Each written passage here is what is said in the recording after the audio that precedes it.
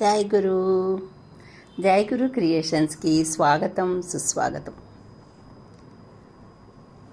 ఈరోజు అమ్మమ్మ చెప్పే కథల్లో ఇప్పుడు నేను చిన్నప్పుడు చందమామలో చదివిన ఈ కథ మీ అందరికీ చెప్దామని అనిపించింది. ఈ కథలో ఇది అనగనగా ఒక ఊరు అన్నమాట. ఆ ఊరిలో ఒక కుటుంబం ఉండేది. ఆ కుటుంబంలో ఇద్దరు తోడికోడళ్ళు ఉండేవారు. తోడికోడళ్ళు అంటే ఇద్దరు అన్నదమ్ముల భార్యలు. పెద్ద అన్న భార్య పేరు అనసూయ. పేరుకి అనసూయ, కానీ అసూయతోనే నిండి ఉండేది. అందరినీ చూసి చాలా అసూయపడే మనస్తత్వం కలది. రెండవ అబ్బాయి అంటే తమ్ముడి భార్య, ఆవిడ పేరు సౌజన్య. ఆవిడ పేరుకు తగ్గట్టే చాలా సౌజన్యంగా, ఎంతో మృదువుగా మాట్లాడి నలుగురికి సహాయం చేస్తూ ఎంతో మంచిగా ఉండేది. అయితే ఇద్దరు పక్క పక్క ఇండ్లలోనే ఉండేవారు. ఎవరి కుటుంబం వాళ్ళది. అయితే ఒకసారి ఏమైంది, ఒక ముసలామె పాపం వచ్చి ఆకలిగా ఉందమ్మా అన్నం పెట్టుమని అడిగింది. అడిగితే ఈ అనసూయ, ఇప్పుడు నేను చాలా పనిలో ఉన్నాను, ఇప్పుడు అసలు పెట్టడం కుదరదు, వెళ్ళరామా వెళ్ళరా గట్టిగా అరిచింది. అటునుంచి పక్కన వస్తూ సౌజన్య ఇంటికి వచ్చింది. సౌజన్య ఏం చేసింది, ఆమెను పిలిచి చక్కగా అన్నం పెట్టి ఆమెకి మంచి కట్టుకోవడానికి తన చీర ఒకటి ఇచ్చి ఆమెకు అన్ని సౌకర్యంగా చేసి పంపించేసి, ఆమె వెళ్తూ ఆమెకి, ఆ ముసలామెకి ఒక వరం ఉంది. అది ఎవరికి తెలీదు. అదేమిటంటే ఆమె ఎవరికైనా ఏదైనా చెప్పిందంటే అది తప్పకుండా జరుగుతుందన్నమాట. కానీ ఆ సంగతి ఎవరికి తెలియదు. ఆమె ఏం చెప్పింది అంటే, ఆమె ఎక్కువగా లౌకికంగా లేకుండా ఎప్పుడూ భగవంతుని తలుచుకొని అలా ఉండడం వల్ల ఒకసారి ఎప్పుడో ఆమెకు ఆ వరము అనుగ్రహించారు దేవతలు. అదే ఆమె ఏం చెప్పింది అప్పుడు, అమ్మ రేపొద్దున్న నీవు లేవగానే ఏ పని చేస్తావో రోజంతా అదే పని చేస్తావు అని చెప్పి ఆశీర్వదించి వెళ్ళిపోయింది.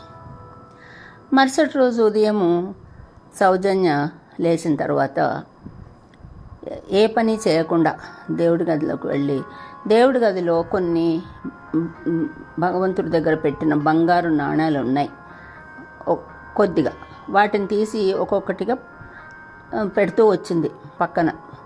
అది ఆమె ముసలామె ఆవిడ ఇచ్చిన ఆ యొక్క వరము, ఆ యొక్క దాని వలన అలాగా బంగారు నాణాలు లెక్క పెడుతూనే ఉంది. ఇట్లా పక్కన పెడుతూనే ఉంది, వస్తూనే ఉన్నాయి. అలా గది అంతా బంగారు నాణాలు నిండిపోయాయి, ఇల్లంతా బంగారు నాణాలు నిండిపోయాయి సాయంత్రం వరకు. అయితే ఇంకా ఆమె వాటిని అన్నిటిని చక్కగా ఒక చోట పెట్టి అన్నిటినీ దాచిపెట్టి ఇంటికి వాడుకోవడము అన్నిటికీ చేయడం మొదలుపెట్టి.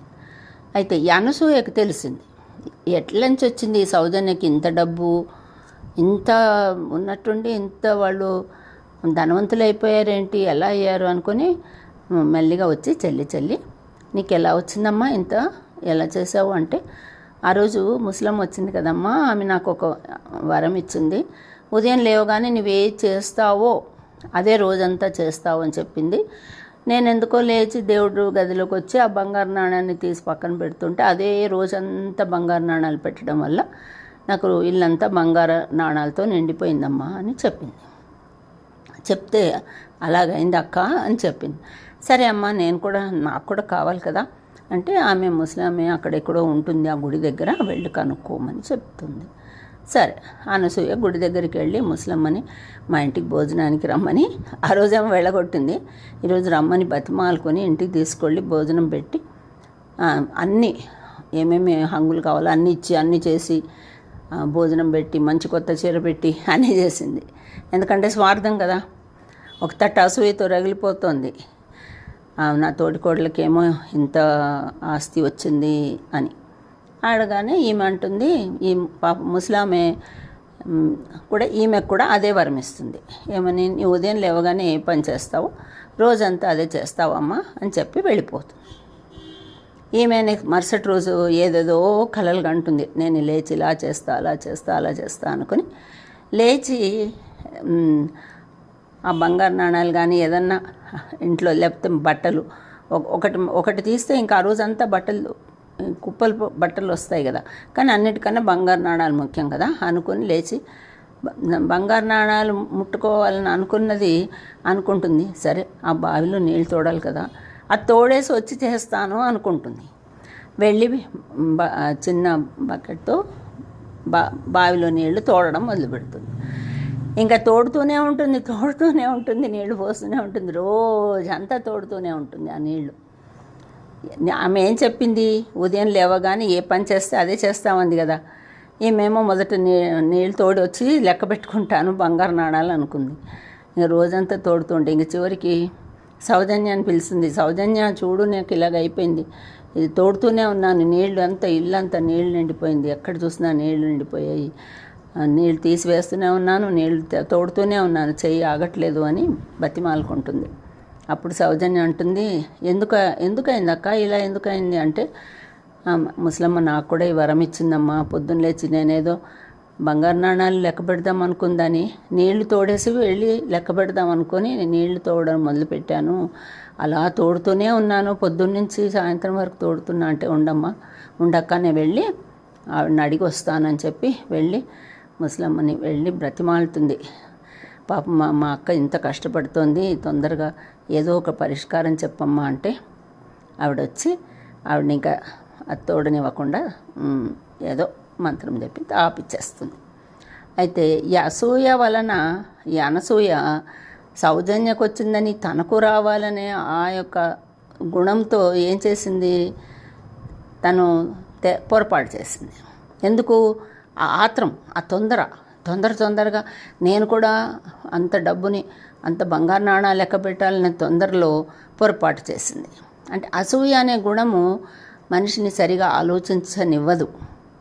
అది మనిషి యొక్క విచక్షణ జ్ఞానాన్ని నాశనం చేసేస్తుంది.